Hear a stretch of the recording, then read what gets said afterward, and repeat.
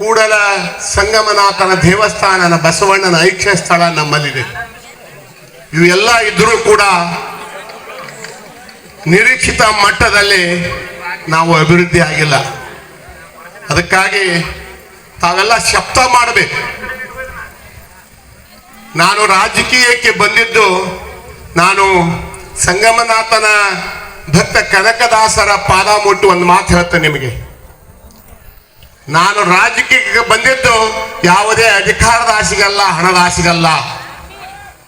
ನನ್ನ ಕ್ಷೇತ್ರದ ಜನ ಸುಖವಾಗಿರ್ಬೇಕು, ನಮ್ಮ ಕ್ಷೇತ್ರ ಅಭಿವೃದ್ಧಿ ಆಗಬೇಕು, ಎಲ್ಲ ರೈತರಿಗೆ ಒಳ್ಳೆ ನೀರಾವರಿ ದೊರಕಬೇಕು, ಒಳ್ಳೆ ಆಸ್ಪತ್ರೆಗಳು ನಮ್ಮ ಗ್ರಾಮದಲ್ಲಿರಬೇಕು, ಒಳ್ಳೆ ಶಾಲೆಗಳು ನಮಗಿರಬೇಕು, ಒಳ್ಳೆ ರಸ್ತೆಗಳು ಇರಬೇಕು, ನಮ್ಮ ತಾಯಂದರಿಗೆ ಎಲ್ಲ ರೀತಿಯಿಂದ ಒಳ್ಳೆ ಉದ್ಯೋಗ ಸಿಗಬೇಕು.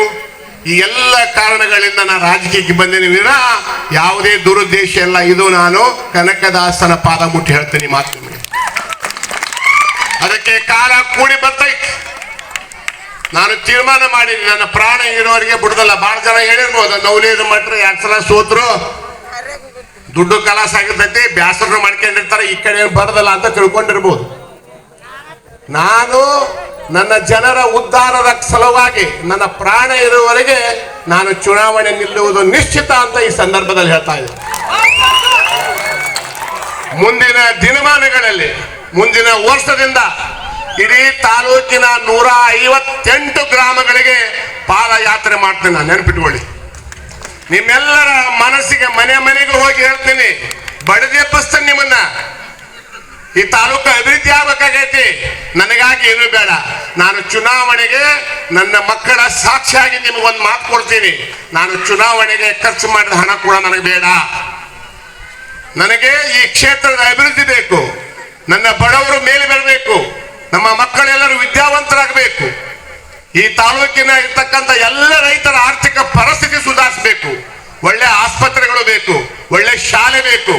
ಇದು ಮಾಡುವವರೆಗೆ ಈ ನಿಮ್ಮ ನವಲಿ ಹಿರೇಮಠ, ಈ ನಿಮ್ಮ ಮಗನ ಹೋರಾಟ ನಿಲ್ಲುವುದಿಲ್ಲ ಅಂತ ನೆನಪಿಟ್ಕೊಳ್ಳಿ. ಇದಕ್ಕಾಗಿ ನಿಮ್ಮೆಲ್ಲರ ಸಹಕಾರ ಇರಲಿ.